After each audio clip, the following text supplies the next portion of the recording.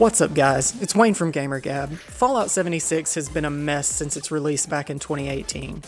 I was there on Reclamation Day. I waited as they spent literal years patching bugs and reintroducing bugs that had already been patched. I wandered Appalachia before they added NPCs with the Wastelanders expansion.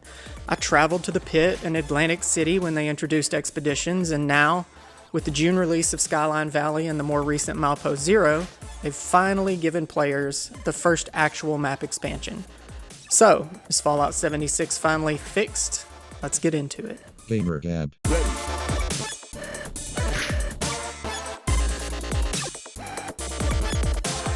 Go! In order to start the new expansion, you have to listen to a radio broadcast that tasks you with investigating a new vault, Vault 63. Once you get there, you're attacked by a new type of enemy called the Lost.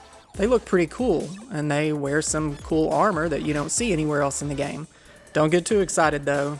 You can't loot that cool new armor. No! God, please, no! Once you deal with the Lost, a voice on the intercom sends you to your next location, and, well, that about sums up the quest lines in this new area of the map. And I guess we're done here. I encountered a ton of bugs in my playthrough. First off, no waypoints would display on my HUD, which meant that I was constantly having to check the map to navigate to my next destination. Also, some enemies just weren't lootable. I don't mean their inventory was empty, I mean the game simply wouldn't give me the option to loot them.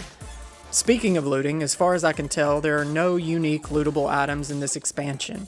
Once I encountered a Lost enemy that had some kind of unique power armor and was shooting at me with a type of Gatling laser that was a color I hadn't encountered before.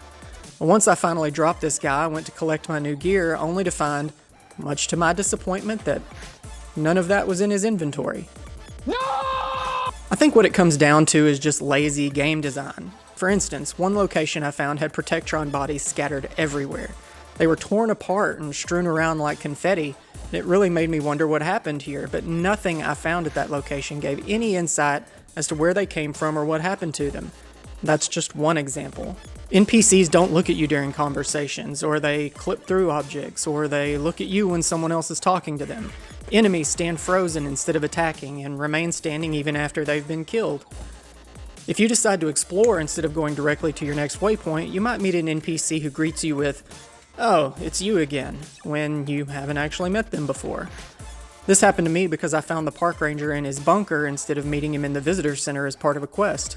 On another occasion, I found a letter and some cargo. I delivered the cargo where the letter told me to go, only to discover that I had to do it all again because the NPC I gave the cargo to hadn't given me the quest to recover the cargo yet. Then, once I tried to do it again, the quest bugged and I couldn't complete it anyway.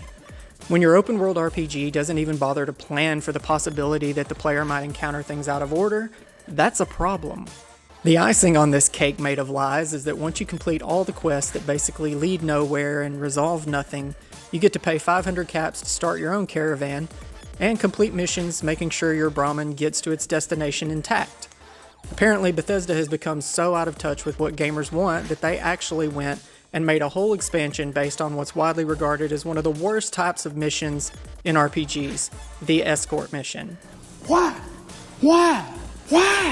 As a longtime fan, it pains me to say this, but not only has Bethesda not fixed this game in the last 6 years, in 2023 they doubled down on this ineptitude and released Starfield, a game that has many of the exact same issues that I and many other gamers have had to deal with in Fallout 76 over the years. Stop it. Get some help. This is a pretty clear sign to me that Bethesda is no longer committed to releasing high-end, polished AAA games worthy of the price tag. The too long didn't read version is this: 76 is still broken, and it's been broken too long to laugh it off as the typical Bethesda jank. Those are just my thoughts on the current state of Fallout 76. Let me know what you guys think in the comments, and I'll see you next time on Gamer Gab. Gamer Gab.